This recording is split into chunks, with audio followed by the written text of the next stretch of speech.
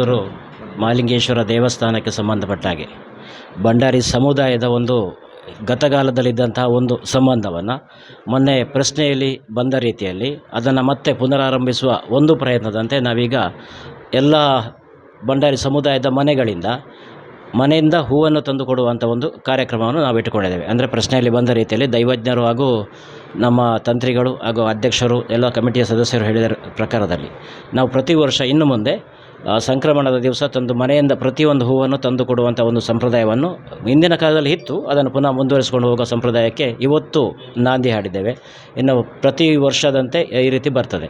ಮತ್ತು ಅದೇ ರೀತಿ ಇವತ್ತಿನ ಬಿಸುವಿನ ಸಂದರ್ಭದ ಒಂದು ಹೂ ಕೊಡುವ ಸಂಪ್ರದಾಯ ಇದ್ದ ಪ್ರಕಾರದಲ್ಲಿ ಬಿಸುವಿನ ಸಂದರ್ಭದಲ್ಲಿ ದೇವಸ್ಥಾನದ ಅಲಂಕಾರವನ್ನು ಕೂಡ ನಾವೇ ಮಾಡೋದು ಅಂತೇಳಿ ಒಂದು ನಿಶ್ಚಯ ಮಾಡಿದ್ದೇವೆ. ಆ ರೀತಿಯಾಗಿ ಇವತ್ತು ದೇವಸ್ಥಾನಕ್ಕೆ ದೇಣಿಗೆಯನ್ನು ನೀಡಿದ್ದೇವೆ.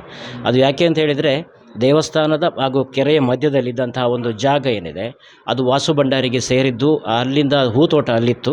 ಆ ಹೂತೋಟದಿಂದ ದೇವಸ್ಥಾನಕ್ಕೆ ಹೂ ಬರ್ತಾಯಿತ್ತು ಅಂತ ಹೇಳೋದು ಒಂದು ಮೊದಲಿನ ಒಂದು ಸಂಪ್ರದಾಯ. ಆ ಪ್ರಕಾರದಲ್ಲಿ ಪೂಜೆಗೆ ಹೂ ಬರ್ತಾಯಿತ್ತು. ಆ ರೀತಿ ಮನೆ ಪ್ರಶ್ನೆಯಲ್ಲಿ ಸಮುದಾಯದವರು ಹೂವನ್ನು ಮತ್ತೆ ಕೊಡಬೇಕು ಅಂತ ಹೇಳೋ ಉದ್ದೇಶದಿಂದ ನಾವು ಅದನ್ನು ಕೊಟ್ಟಿದ್ದೇವೆ. ಮತ್ತು ಅದೇ ರೀತಿ ನಮ್ಮ ಶಾಸನದಲ್ಲಿ ಇರುವ ಪ್ರಕಾರದಲ್ಲಿ ವಾಸು ಭಂಡಾರಿಯ ಹೆಸರು ಕೂಡ ಉಲ್ಲೇಖ ಆಗಿದೆ.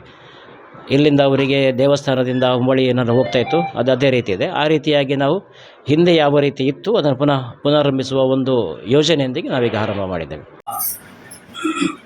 ಭಂಡಾರಿ ಸಮಾಜದವರಿಂದ ವಿಶೇಷವಾಗಿ ಮಹಾಲಿಂಗೇಶ್ವರ ದೇವರ ವಿಷುವಿನ ಸಂದರ್ಭದ ಅಲಂಕಾರ, ವಿಷುವಿನ ದಿವಸದ ಅಲಂಕಾರದ ಸೇವೆ ಪ್ರಯುಕ್ತ 1,30,30,000 ರೂಪಾಯಿಯ ದೇಣಿಗೆಯನ್ನು ಸೇವಾ ರೂಪದಲ್ಲಿ ಎಲ್ಲ ಸಮಾಜದವರು ಸೇರಿ ಇವತ್ತು ದೇವಳಕ್ಕೆ ಸಮರ್ಪಿಸಿದ್ದಾರೆ. ಅದಲ್ಲದೆ ಬೆಳಗಿನ ಹೊತ್ತು ಬಲಿ ಸಂದರ್ಭದಲ್ಲಿ ಮನೆಗಳಿಂದ ಹೂವನ್ನು ಆಯ್ದು ತೆಗೆದುಕೊಂಡು ಒಟ್ಟಾಗಿ ಬಂದು ಅಲ್ಲಿ ಸಮರ್ಪಣೆ ಮಾಡಿದ್ದಾರೆ. ಅವರ ಈ ಸಮರ್ಪಣೆಯಿಂದ ದೇವರು ಸಂಪ್ರೀತನಾಗಿ ಅವರಿಗೆ ಆಯುರಾರೋಗ್ಯ ಐಶ್ವರ್ಯ ಅಭಿವೃದ್ಧಿಗಳನ್ನು ಕರುಣಿಸಲಿ ಮತ್ತು ಹೀಗೆ ಸೇವೆ ಮಾಡುವಂತಹ ಭಾಗ್ಯ ಯಾವತ್ತೂ ಕರುಣಿಸಲಿ ಅಂತೇಳಿ ಪ್ರಾರ್ಥನೆ.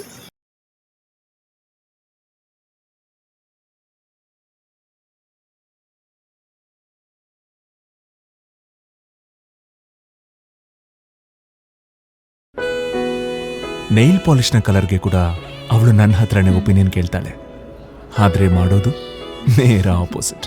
ನನಗೆ ವೈಟ್ ಫ್ಲಾಸ್ ಇಷ್ಟ ಅಂತ ಅಣ್ಣನಿಗೂ ಗೊತ್ತು, ಆದ್ರೆ ನಾವು ಅಣ್ಣ ತಂಗಿ ಮಧ್ಯೆ 2 ವಿಷಯದಲ್ಲಿ ಮಾತ್ರ ಹೊಂದಾಣಿಕೆ ಇದೆ. ಅರುಣ್, ಅವನ ವಿಷಯದಲ್ಲಿ ನನಗೆ ಧೈರ್ಯ ಕೊಟ್ಟಿದ್ದು ನಮ್ಮ ಅಣ್ಣನೇ. ನಿನ್ಗೆ ಧೈರ್ಯದಿಂದ ಕೊಡೋದಕ್ಕೆ ಜೋಸಾ ಲುಕಾಸ್ ಬಂಗಾರವೇ ಇರೋದು ಅಂದಾಗ ಅವಳಂದ್ಲು, ಪರ್ಫೆಕ್ಟ್. ನೀನ್ ಹೋಗು, ನಂಗೆ ಯಾವ ಬೇಜಾರಿಲ್ಲ ಅಂತಂದೆ ವ್ಯಕ್ತಿ. ಜೋಸಾ ಲುಕಾಸ್, ಕೆಲವು ಸಂಬಂಧಗಳು ಧೈರ್ಯ ನೀಡುತ್ತವೆ.